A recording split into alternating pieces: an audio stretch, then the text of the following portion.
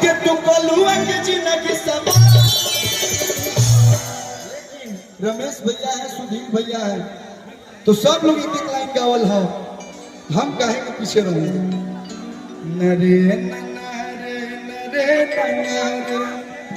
ना होना गए हम गाए हमारा रहते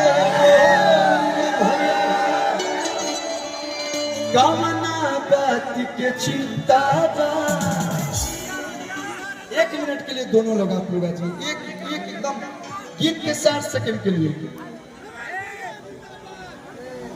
हमारा रहते भैया तो रास्ता खाली कीजिए। रमेश भैया और सुधीर भैया आ रहे हैं। कामना बात के चिंता भैया तोड़ा के